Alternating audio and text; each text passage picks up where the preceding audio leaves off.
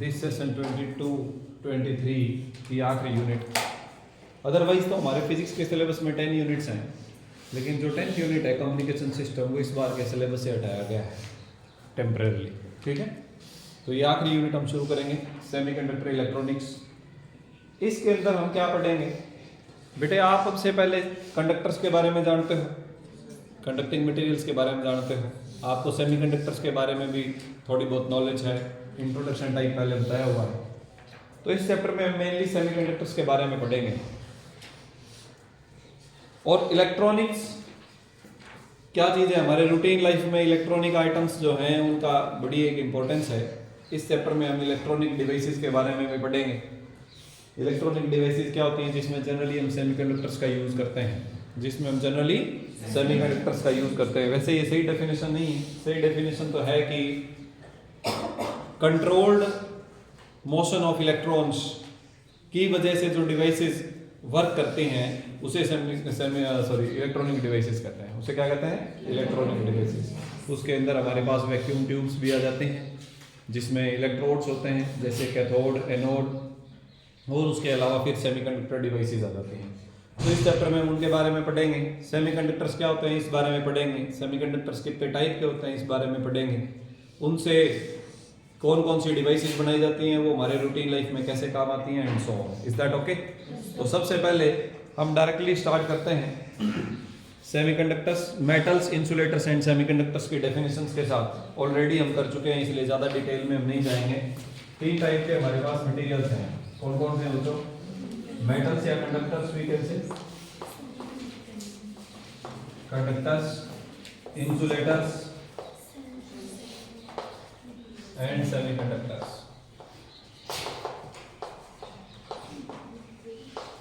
Clear हो गया? ठीक है। अब कंडक्टर्स क्या होते हैं मुझे बोलो शाबाश, कंडक्टर्स क्या होते हैं? जो इलेक्ट्रिसिटी को अलाउ करते हैं to pass through them. These are the materials which allow electricity to pass through them are known as conductors. Insulators they do not allow, and semiconductors they are in between the two, इन दोनों के बीच में है। In other language we can say conductors की conductivity ज्यादा होती है, कंडक्टर्स की कंडक्टिविटी ज्यादा होती है और रेजिस्टिविटी कम होती है। Is that okay? ठीक है जी। और यहाँ पर इंसुलेटर्स की कंडक्टिविटी कम होती है और रेजिस्टिविटी हाई होती है, और सेमीकंडक्टर्स की कंडक्टिविटी और रेजिस्टिविटी दोनों इनके बीच में होती है। Is that okay? यानी ये कंडक्ट करते हैं लेकिन कंडक्टर से कम। एब्सोल्यूट टेम्परेचर के ऊपर, एब्सोल्यूट जीरो टेम्परेचर के ऊपर सेमीकंडक्टर्स इंसुलेटर्स की तरह बिहेव करते हैं। सेमीकंडक्टर्स किसकी तरह बिहेव करते हैं? इंसुलेटर्स की तरह। Any doubt anybody?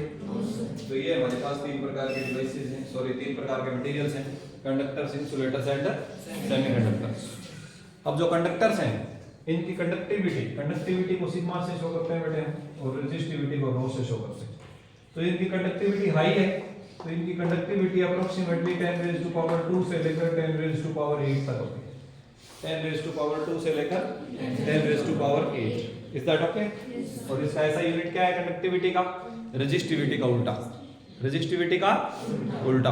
अब रेजिस्टिविटी का क्या है? अभी है ऑलरेडी डिराइव्ड, ओम मीटर है ना, तो इसका होगा महो पर मीटर। इसका क्या होगा? महो पर मीटर। ओम का उल्टा ही सिंबल है इसका, और ओम का उल्टा ही नाम। फाइन।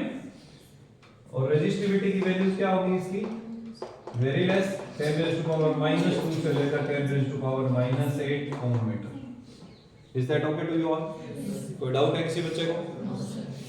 Are you sure?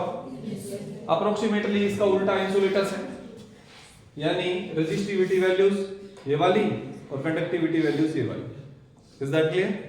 तो हम ये नोट कर लेंगे। तो इसके लिए कंडक्टिविटी क्या हो जाएगी?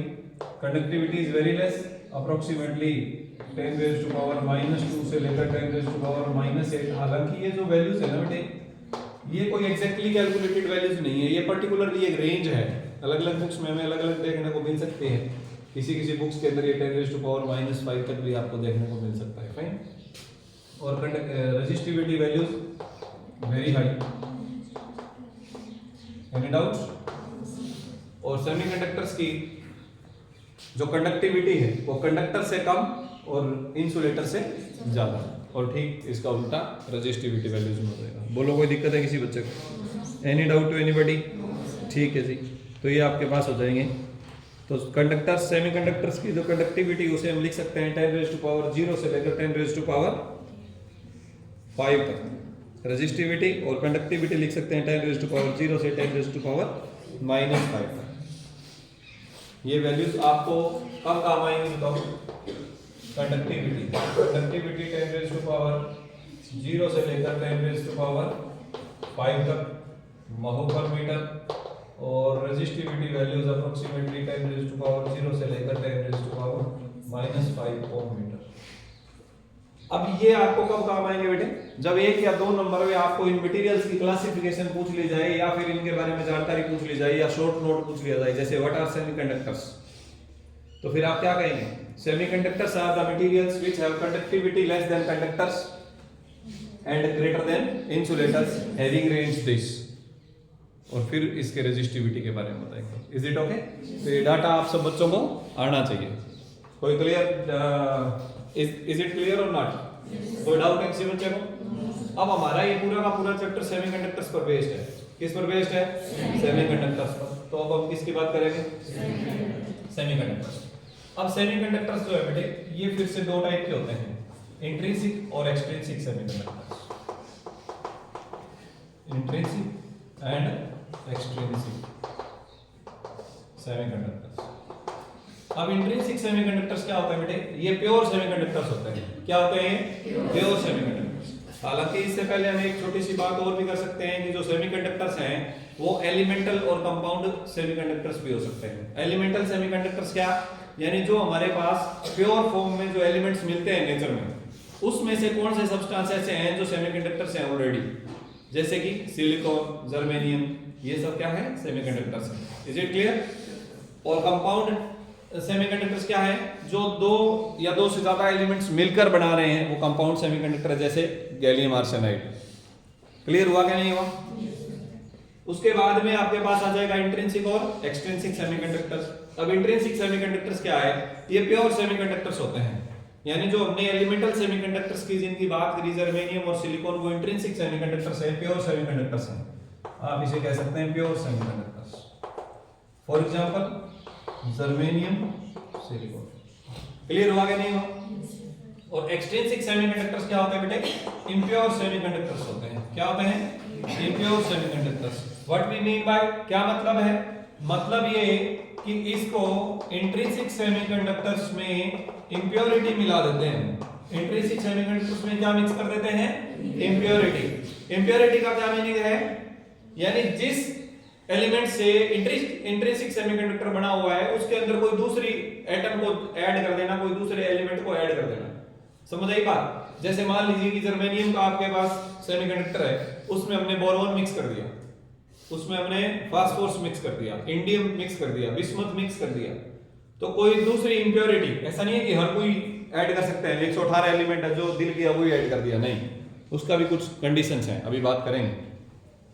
तो कोई स्पेशल टाइप की इंप्योरिटीज अगर हम ऐड कर दें तो क्या बन जाते हैं? एक्सट्रिंसिक सेमीकंडक्टर्स बन जाते हैं। अब हम एक्सट्रिंसिक सेमीकंडक्टर्स बनाते ही क्यों हैं? हमें ऐसी जरूरत क्यों है? क्योंकि हम आर्टिफिशियली बना रहे हैं, ये हमारे पास ऑलरेडी नेचुरली अवेलेबल है। क्लियर हुआ? ये क्यों बनाते हैं? ये इसलिए बनाते हैं क्योंकि ये जो सेमीकंडक्टर्स हैं, इनकी क्या खास बात है?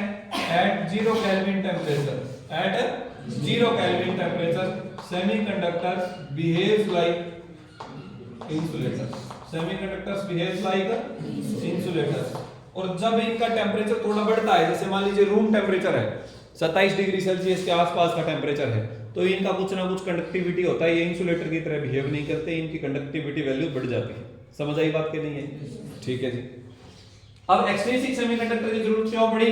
क्योंकि जो इंट्रिंसिक सेमीकंडक्टर्स हैं, इनकी कंडक्टिविटी कुछ कम होती है और ये हम एक्सटर्नली कंट्रोल नहीं कर सकते।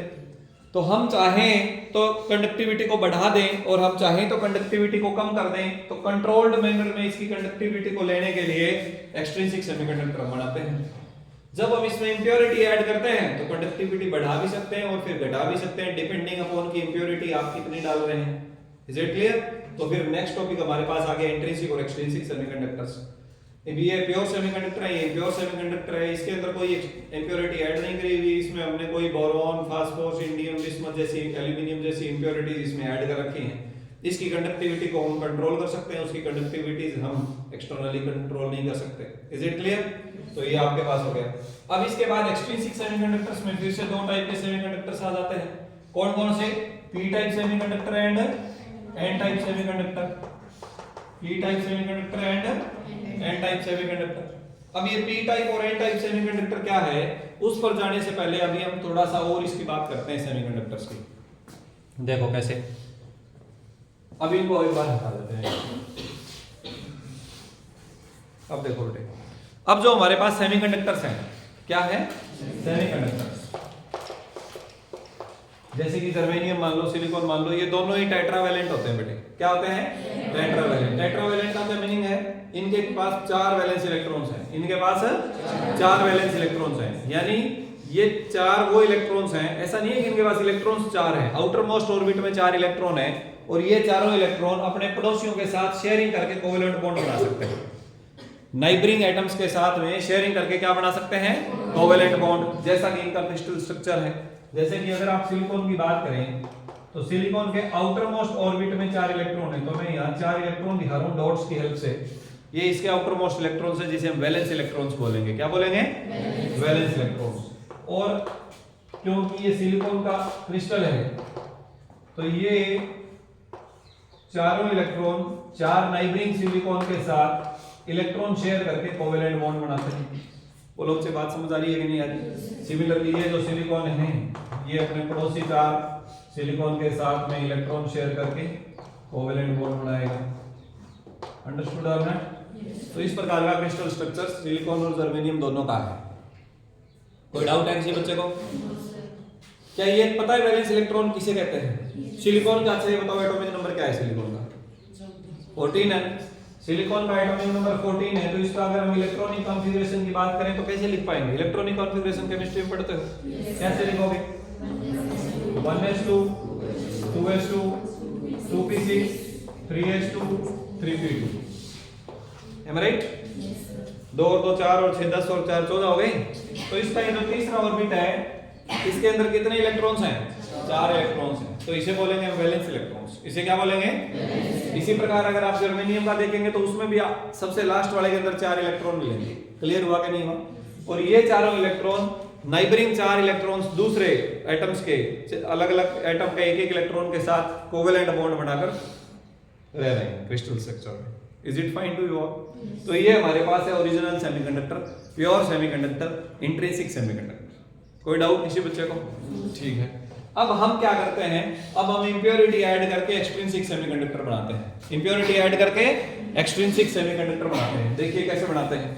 हमने क्या किया, सपोज करते हैं कि यहाँ पे कोई एक सपोज फास्फोरस का आइटम डाल दिया। क्या डाल दिया? फास्फोरस। कैसे डाला वो भी बात अभी थोड़ी देर में करेंगे। देखिए ऐसे अपनी मर्जी से सिलिकॉन हटाया, फास्फोरस डाल दिया, ऐसे नहीं है। किस प्रकार से हम डोपिंग करते हैं, इसे बोलते हैं डोपिंग। इंप्योरिटी ऐड करने को कैसे करते हैं थोड़ा सा आगे बढ़ने पर देखेंगे। लेकिन सपोज करते हैं एक बार इस क्रिस्टल स्ट्रक्चर में एक एटम किसका आ गया? फास्फोरस आ गया। बहुत सारे सिलिकॉन एटम्स हैं। अब जहां पर ये फास्फोरस है, इसके पास 5 वैलेंस इलेक्ट्रॉन्स हैं। क्या है इसमें?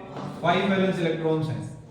जो भी इंप्योरिटी हम ऐड करते हैं, जो भी इंप्योरिटी हम ऐड करते हैं, वो इंप्योरिटी आपके पीरियोडिक टेबल में या तो 3rd ग्रुप एलिमेंट्स की होती है या 5th ग्रुप एलिमेंट्स की होती है, या तो 3rd ग्रुप या 5th ग्रुप। तो जो इंप्योरिटी हम ऐड करते हैं, कौन कौन से ग्रुप्स की करते हैं? 3rd और 5th ग्रुप एलिमेंट्स ऐड करते हैं एज एन इंप्योरिटी। बोलो बच्चे कोई दिक्कत? अब इनमें क्या खास बात है? इनमें ये खास बात है कि ये या तो ट्राइवेलेंट है या पेंटावेलेंट है। अब जैसे हमने फास्फोरस डाला तो फास्फोरस पेंटावेलेंट है, इसमें 5 वैलेंस इलेक्ट्रॉन्स हैं। अब ये 5 वैलेंस इलेक्ट्रॉन्स क्या करेंगे? शीतल बाहर चले जाओ, पानी वानी पी के आओ और जब कंफर्टेबल हो जाओ then you can come back. Okay? क्या हो गया? हाँ जी। तो ये क्या करेगा? 4 सिलिकॉन के साथ में शेयरिंग से कोवेलेंट बॉन्ड बना लेगा। हाँ या ना? ये वाला सिलिकॉन एक इलेक्ट्रॉन क्या रह गया, एक्स्ट्रा रह गया इसके पास। एक वैलेंस इलेक्ट्रॉन है जिसको कोई भी पड़ोसी का इलेक्ट्रॉन नहीं मिला जिसके साथ वो शेयरिंग से कोवेलेंट बॉन्ड बना सके। क्लियर हुआ कि नहीं हुआ? तो अब इसके अंदर क्या हो गया, इलेक्ट्रॉन ज्यादा हो गया ना इस क्रिस्टल स्ट्रक्चर में। इस क्रिस्टल स्ट्रक्चर में इलेक्ट्रॉन क्या हो गया, ज्यादा हो गया। जैसे मान लीजिए कि अगर हम 10⁻⁶ सिलिकॉन एटम में एक फास्फोरस एटम डाल रहे हैं, इतने प्योर एटम्स में एक डाल रहे हैं, तो अगर हम ये 10⁻10 कर देंगे सिलिकॉन के, तो ये 10⁻4 हो जाएंगे। हाँ या ना बोल? अब ये तो बहुत कम लग रहा है, 10 लाख सिलिकॉन एटम में एक तो बहुत कम लग रहा है, लेकिन जब इसे 10⁻10 करेंगे तो ये 10⁴ अब ये सिग्निफिकेंट नंबर हो गया है। एक फास्फोरस एटम डालने से एक इलेक्ट्रॉन एक्स्ट्रा हो रहा था, तो 10⁻4 डालने से 10⁻4 इलेक्ट्रॉन्स एक्स्ट्रा हो गए। एम आई राइट और रॉन्ग? तो इसका मतलब जो नया क्रिस्टल स्ट्रक्चर बना ये वाला, इसमें कितने इलेक्ट्रॉन एक्स्ट्रा है, 10⁻4 यानी 10,000 इलेक्ट्रॉन एक्स्ट्रा है। क्लियर हुआ कि नहीं हुआ? तो इसका मतलब इस प्रकार के जो सेमीकंडक्टर्स हम बनाते हैं जिसमें नंबर ऑफ इलेक्ट्रॉन्स ज्यादा होते हैं, किसके कंपैरिजन में, नंबर ऑफ होल्स के कंपैरिजन में। किसके कंपैरिजन में, नंबर ऑफ होल्स। अभी मैं बताता हूं होल्स क्या होते हैं पहले इसमें। तो इलेक्ट्रॉन्स अगर ज्यादा हो जाते हैं, number of electrons greater than number of holes, तो इस प्रकार के सेमीकंडक्टर को क्या बोलते हैं बच्चों, एन टाइप सेमीकंडक्टर। क्या बोलते हैं, एन टाइप सेमीकंडक्टर। और अगर इसका उल्टा करें हम, इसका जस्ट उल्टा, कैसे, सपोज हम फास्फोरस की जगह बोरॉन डाल दें, फास्फोरस की जगह क्या डाल देंगे, बोरॉन। तो बोरॉन के पास 3 ही वैलेंस इलेक्ट्रॉन है। कितने वैलेंस इलेक्ट्रॉन है, 3 है। तो कितने बॉन्ड बना सकेगा ये, 3 नाइबर्स के साथ इलेक्ट्रॉन शेयरिंग से बॉन्ड बना लेगा। और क्या हो जाएगा, एक ये जो सिलिकॉन है यहाँ पर इसका इलेक्ट्रॉन पड़ा है सिलिकॉन का, लेकिन इधर बोरॉन के पास इलेक्ट्रॉन नहीं है। इलेक्ट्रॉन नहीं है तो यहाँ पर इलेक्ट्रॉन की एक वैकेंसी रहेगी जिसे हम क्या बोलते हैं, होल बोलते हैं। क्या बोलते हैं, होल बोलते हैं। तो इसका मतलब यहाँ पर एक होल एक्स्ट्रा हो गया, इस बॉन्ड में एक होल क्या हो गया, एक्स्ट्रा हो गया। तो अगर 10⁻4 बोरॉन एटम्स डालेंगे हम, तो 10⁻4 होल्स ज्यादा हो गए कि नहीं हो गए, यस और नो? तो पी टाइप सेमीकंडक्टर्स में क्या होता है बच्चों, नंबर ऑफ होल्स ज्यादा होते हैं नंबर ऑफ इलेक्ट्रॉन से। नंबर ऑफ होल्स ज्यादा होते हैं नंबर ऑफ। कोई डाउट है किसी बच्चे को, एनी डाउट टू एनीबॉडी? अब ध्यान से सुनिए, नंबर ऑफ होल्स और इलेक्ट्रॉन्स की भी हमने बात करी, तो हमें यह भी पता होना चाहिए कि होल क्या होता है। क्या पता होना चाहिए, होल क्या होता है, व्हाट इज ए होल। ध्यान दो, जब हम 0 केल्विन टेंपरेचर की बात करते हैं तो 0 केल्विन पर सेमीकंडक्टर किसकी तरह बिहेव करते हैं, इंसुलेटर की तरह। लेकिन जब रूम टेंपरेचर होता है तो हीटिंग की वजह से बॉन्ड ब्रेकअप होने लगते हैं सेमीकंडक्टर्स में। क्या ब्रेक होने लगते हैं, कोवेलेंट बॉन्ड। जैसे मान लीजिए ये बॉन्ड टूट गया, ये बॉन्ड टूट गया, तो यहाँ पर एक जो इलेक्ट्रॉन है ना वो जंप करके किसी दूसरी जगह चला गया, किसी दूसरी जगह चला गया। सपोज इसका भी इलेक्ट्रॉन यहाँ से पहले कहीं और चला गया था, तो यहाँ एक खाली जगह बच गई। फाइन, इस खाली जगह को भरने के लिए ये वाला इलेक्ट्रॉन यहाँ आ गया। जब ये इलेक्ट्रॉन यहाँ गया तो यहाँ क्या रह गया, वैकेंट स्पेस रह गया। इसे बोलते हैं होल। इसे क्या बोलते हैं, hole. Any doubt to anybody? तो होल क्या चीज है, क्या होल रियल में कोई पार्टिकल है? नहीं, hole is not a particle. Hole is just a deficiency, a vacant space which is vacant by movement of an electron from that. जैसे मान लीजिए मैं यहाँ हूं, suppose I am an electron, मैं इस जगह को छोड़कर चला गया, तो वो जो जगह खाली रह गई जहां पर मैं पहले था वो होल है। अंडरस्टूड और नॉट? अब बताओ फिर उसमें ऐसी क्या खास बात है, हम उसकी बात ही क्यों कर रहे हैं जब वहां कुछ है ही नहीं। हम उसकी बात इसलिए कर रहे हैं क्योंकि सेमीकंडक्टर्स में जैसे मान लीजिए इलेक्ट्रॉन उस जगह को छोड़कर गया तो वहां एक पॉजिटिव आयन बच गया। क्या बच गया, पॉजिटिव आयन। तो वो जो खाली स्पेस है उसके अंदर भी इलेक्ट्रॉन के बराबर पॉजिटिव चार्ज है। इलेक्ट्रॉन के बराबर क्या है, पॉजिटिव चार्ज है। अंडरस्टूड और नॉट? तो उसे हम बोलते हैं होल। उसे क्या बोलते हैं, होल। इसमें एक चीज और भी हमें समझने की जरूरत है। क्या, देखिए जैसे मान लीजिए कि ये कोई बॉन्ड ब्रेकअप हुआ और यहाँ वाला इलेक्ट्रॉन निकल के यहाँ आ गया, यहाँ वाला इलेक्ट्रॉन निकल के यहाँ आ गया। तो जब इलेक्ट्रॉन इधर आया तो ये नेगेटिव चार्ज इधर मूव किया तो इधर पॉजिटिव मूव हुआ कि नहीं हुआ? पहले यहाँ पॉजिटिव था, अभी इस जगह इलेक्ट्रॉन आ गया और यहाँ कौन आ गया, पॉजिटिव। अब सपोज ये वाला इलेक्ट्रॉन निकल के यहाँ आ गया, तो इलेक्ट्रॉन इधर गया तो पॉजिटिव इधर गया कि नहीं गया? यस और नो? तो इस वजह से जब सेमीकंडक्टर्स के अंदर इलेक्ट्रॉन्स मूव करते हैं तो उसका ठीक उल्टा होल्स मूव करते हैं, यानी पॉजिटिव चार्ज मूव करता है। Is that clear? और इसी वजह से सेमीकंडक्टर्स में करंट दो कारणों से होता है। एक तो है इलेक्ट्रॉन्स की मूवमेंट की वजह से और दूसरा है होल्स की मूवमेंट की वजह से। अंडरस्टूड और नॉट? तो हम जब भी करंट की बात करेंगे सेमीकंडक्टर्स में तो हम कहेंगे current due to electrons plus current due to holes, current due to electrons plus current due to holes. कोई डाउट है? इलेक्ट्रॉन की वजह से करंट उल्टा मूव करता है, इलेक्ट्रॉन जिधर जाएगा करंट उसका उल्टा जाएगा, और पॉजिटिव चार्ज जिधर जाएगा करंट उधर ही जाएगा। तो देखो ये इलेक्ट्रॉन इधर आ रहा है सपोज, तो करंट इसकी वजह से उल्टा है, और ये पॉजिटिव उधर जा रही है इसकी वजह से भी करंट उधर ही है, तो दोनों करंट जुड़ के बनाते हैं सेमीकंडक्टर के अंदर का करंट। Any doubt anybody? कोई दिक्कत है किसी बच्चे को? तो ये है सेमीकंडक्टर्स। तो सेमीकंडक्टर्स की अभी हमने बात करी, सेमीकंडक्टर्स क्या होते हैं पता चल गया। सेमीकंडक्टर्स की डेफिनेशन में आप कंडक्टिविटी की बात करेंगे, रेजिस्टिविटी की बात करेंगे, क्लियर हुआ? सेमीकंडक्टर्स के एग्जांपल्स दे देंगे, एलिमेंटल सेमीकंडक्टर के भी, कंपाउंड सेमीकंडक्टर के भी। फिर intrinsic semiconductor, extrinsic semiconductor. Intrinsic means pure, extrinsic means impure, यानी इम्प्योरिटी डाल दी। एक्सट्रिंसिक में फिर से दो टाइप के semiconductor, P type and N type.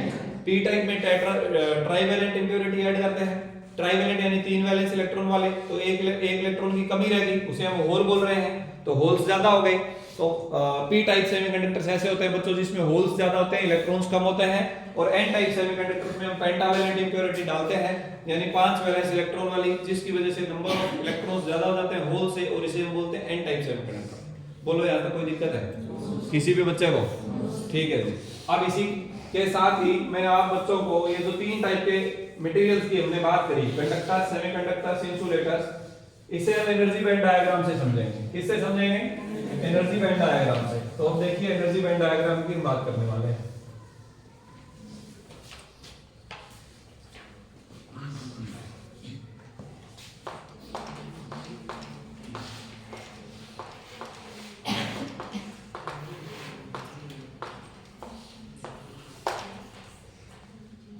Energy band diagram.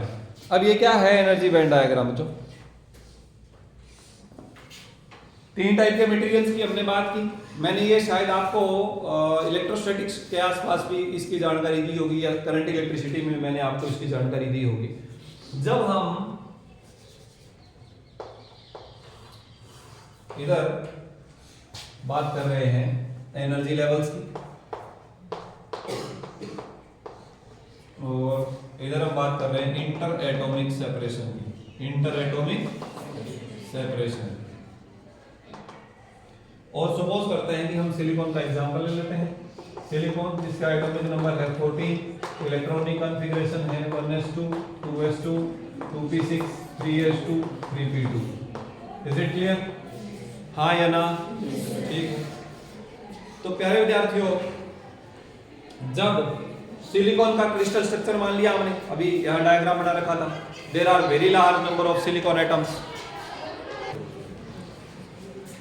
तो देखो बच्चों, इंटर एटॉमिक सेपरेशन की जब हम बात कर रहे हैं, तो जब सिलिकॉन एटम्स एक दूसरे से सफिशिएंट इंटर एटॉमिक सेपरेशन पर है, जब 2 एटम्स के बीच का डिस्टेंस नेचुरल है, जब हम कह सकते हैं कि वो एक बियॉन्ड द लिमिट पास में नहीं लाए गए हैं, तो जब दूर दूर हैं तो जो एनर्जी लेवल्स हैं they are well defined energy levels. सारे के सारे एनर्जी लेवल्स अलग अलग हैं, 1s2 2s2, यानी हम ये कह सकते हैं कि इसमें ये जो 2 इलेक्ट्रॉन है वो 1s में है, 2 इलेक्ट्रॉन 2s में है, 6 इलेक्ट्रॉन 2p में है, 2 इलेक्ट्रॉन 3s में है, 2 इलेक्ट्रॉन 3p में। क्लियर हुआ कि नहीं? यानी all of the energy levels are well defined, all of the energy levels are well defined. लेकिन जब हम इंटर एटॉमिक सेपरेशन कम करते हैं, इंटर एटॉमिक सेपरेशन क्या करते हैं? कम करते हैं। ये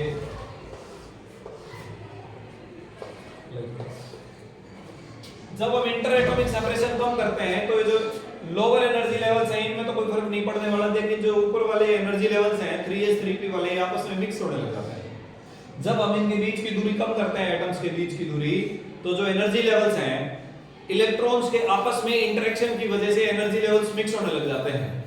और जब हम इंटर एटॉमिक सेपरेशन कम किया तो ये जो वेल डिफाइंड एनर्जी लेवल्स है आपस में क्या होने लगे? मिक्स होने लगे। फाइन। अब अलग तरीके से इसे समझने की कोशिश करते हैं। मान लेते हैं कि हमारे पास total number of atoms n है। कितने एटम्स हैं? n है। n है तो एक एटम के पास में कितने एनर्जी लेवल्स हैं? आउटर मोस्ट ऑर्बिट के लिए, सिर्फ आउटर मोस्ट की बात कर रहे हैं हम लोग। 8 है ना, 6 तो p के अंदर आ सकते हैं इलेक्ट्रॉन और 2 s में आ सकते हैं, तो टोटल कितने इलेक्ट्रॉन आ सकते हैं? 8 इलेक्ट्रॉन आ सकते हैं। तो कितनी एनर्जी स्टेट्स हैं इलेक्ट्रॉन्स की? 8 एनर्जी स्टेट्स हैं एक एटम के लिए। तो n एटम के लिए कितनी एनर्जी स्टेट्स होंगी? एटम है हमारे पास n, तो एनर्जी स्टेट्स कितनी होंगी बच्चों? 8n। एनर्जी स्टेट्स कितनी होंगी? 8n। Any doubt anybody? ठीक है जी। अब जब इंटर एटॉमिक सेपरेशन लार्ज है, तो लार्ज इंटर एटॉमिक सेपरेशन में ये वेल डिफाइंड है, अलग अलग है। हमें पता है कि 2 इलेक्ट्रॉन s में है और 2 p में है और p के 4 एनर्जी स्टेट्स खाली पड़ी हैं, ये हमें पता है ना। तो इसे बोलते हैं वेल डिफाइंड एनर्जी स्टेट्स। क्या बोलते हैं? Well defined energy states. जब हमने इंटर एटॉमिक सेपरेशन कम किया तो एनर्जी स्टेट्स आपस में मिक्स होने लग गई। एनर्जी स्टेट्स आपस में क्या होने लग गई? मिक्स होने लग गई। और इस टाइम हमें ये नहीं पता होता है मिक्सिंग में कि इलेक्ट्रॉन्स कहाँ हैं, इलेक्ट्रॉन्स कहाँ हैं। तब हम क्या कहते हैं? ये पहले वाला पॉइंट था। दूसरे पॉइंट में हम क्या बात कर रहे हैं कि जब हमने इंटर एटॉमिक सेपरेशन कम किया तो एनर्जी स्टेट्स क्या हो गई? मिक्स। एनर्जी स्टेट्स जब मिक्स हुई तो हमें ये पता है कि टोटल 8n एनर्जी स्टेट्स हैं। n एटम्स की टोटल 8n एनर्जी स्टेट्स हैं वैलेंस इलेक्ट्रॉन्स वाली, और इनमें से 4n एनर्जी स्टेट्स फील्ड हैं और 4n एनर्जी स्टेट्स एम्प्टी हैं, खाली हैं। लेकिन हमें ये नहीं पता कि इलेक्ट्रॉन किस में है, s में है कि p में है। क्लियर हुआ?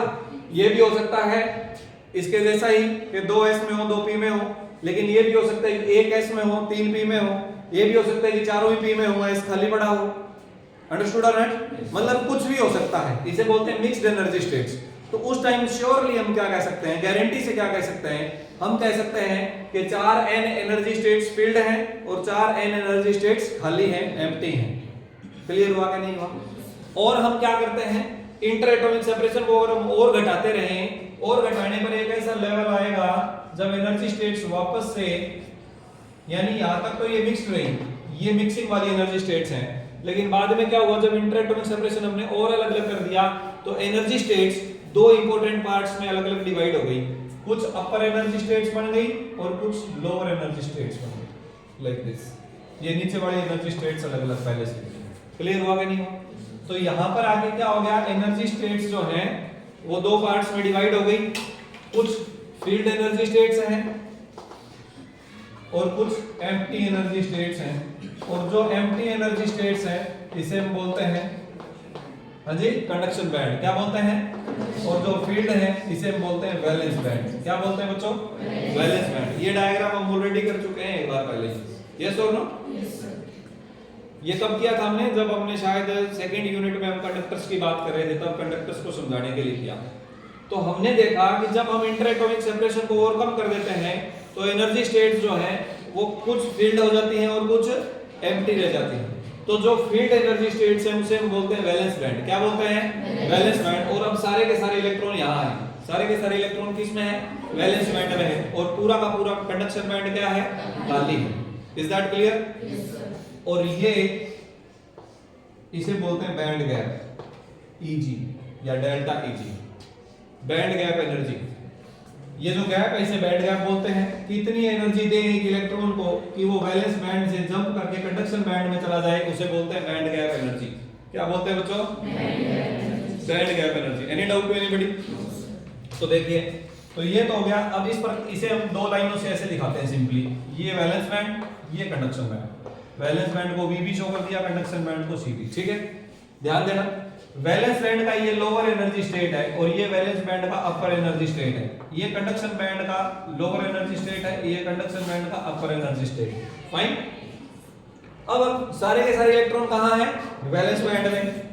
और ये जो वैलेंस बैंड में इलेक्ट्रॉन्स हैं बच्चे, they are not free electrons, they are not free electrons, यानी ये इलेक्ट्रॉन्स कंडक्शन में हेल्पफुल नहीं है।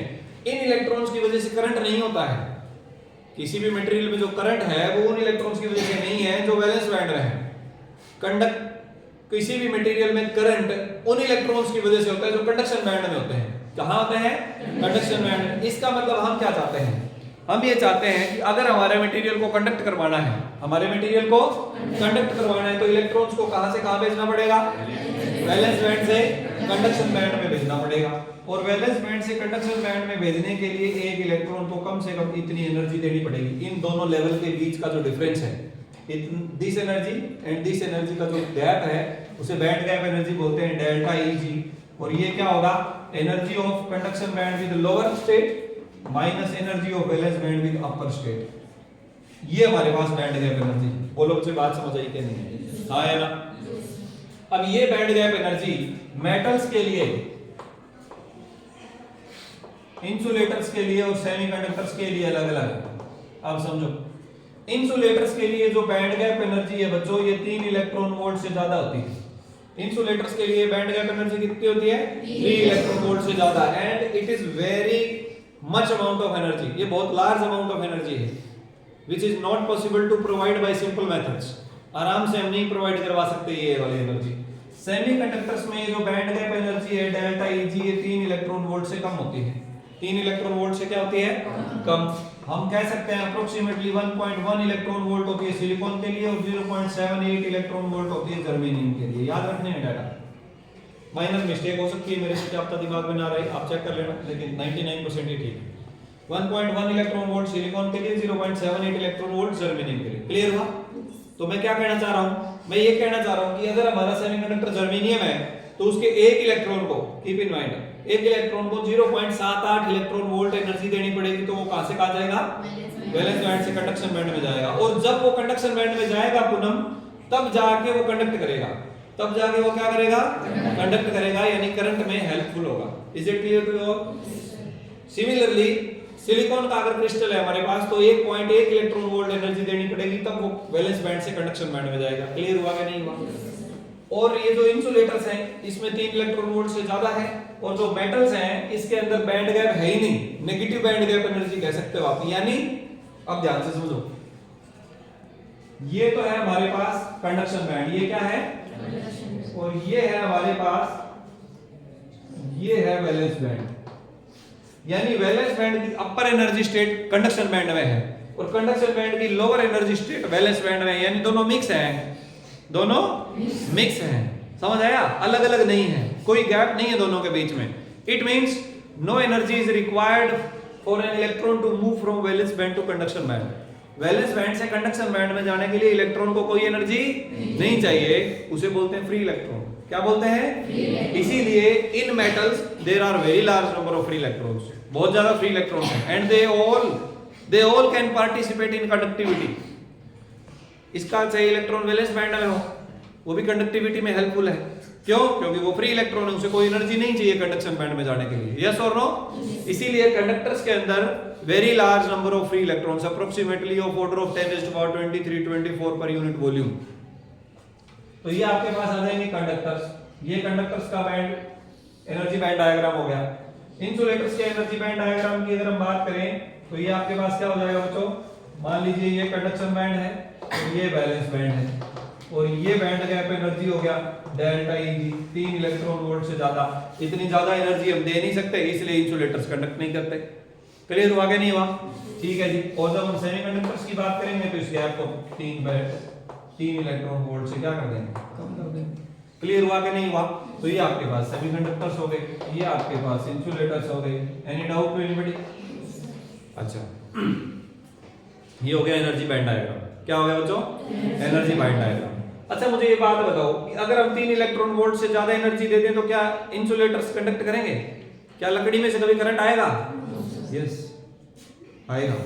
अगर 3 इलेक्ट्रॉन वोल्ट से ज्यादा एनर्जी हम दे सकें, जितना, मुझे एक बात बताओ, क्या लकड़ी के अंदर इलेक्ट्रॉन नहीं है? क्या ये एटम की नहीं बनी हुई? अरे हाँ यार, एटम की बनी हुई है, मानते हो?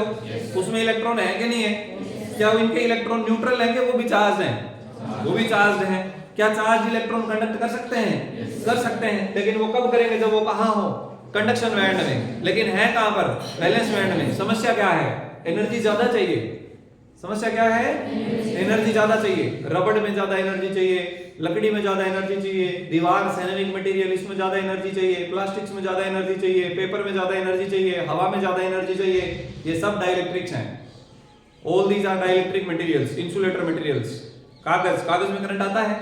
नहीं आता। रबड़ में नहीं आता, प्लास्टिक में नहीं आता, लकड़ी में नहीं आता, because these are insulators. These are insulators because they need more energy to move an electron from valence band to conduction band. अरे समझ आ रहा है? हैं? आ रहा है समझ? ज्यादा एनर्जी चाहिए. इतनी एनर्जी अगर हम दे दें तो कंडक्ट करेंगे इंसुलेटर्स भी. और वो एनर्जी नॉर्मली जैसे हीट एनर्जी से हम नहीं दे पाते, सोलर एनर्जी से हम नहीं दे पाते, तो किससे दे सकते हैं? Very high amount of electric field लगाकर.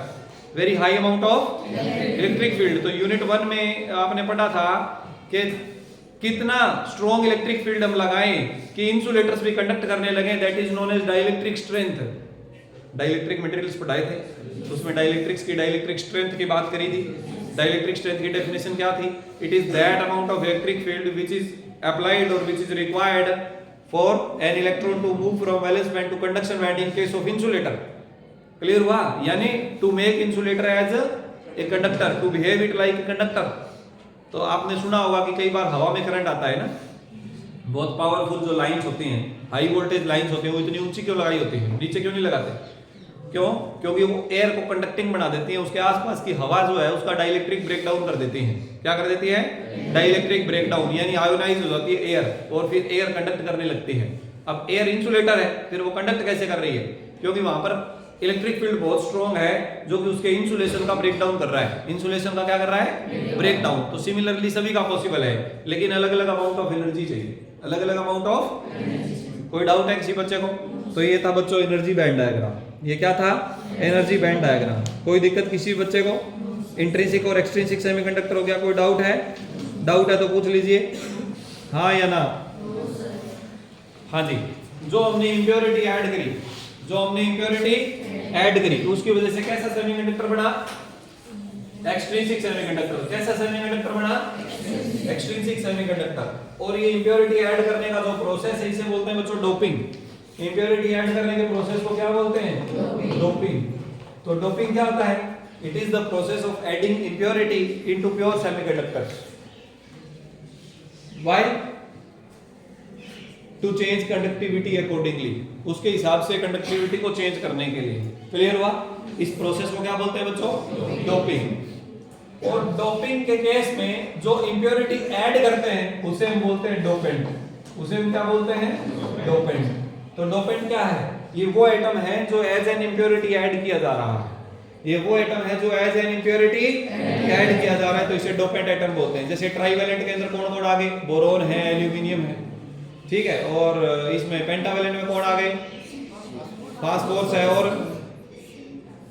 इंडियम पेंटावेलेंट में है कि ट्राइवेलेंट में है? फिफ्थ ग्रुप में है कि थर्ड ग्रुप में है? बोलो. इंडियम क्या है? ट्राइवेलेंट है. Indium, boron, aluminium, arsenic, antimony, phosphorus, ये क्या है? ये पेंटावेलेंट है. ठीक है. तो पेंटावेलेंट इंप्योरिटी ऐड करेंगे तो क्या आएगा?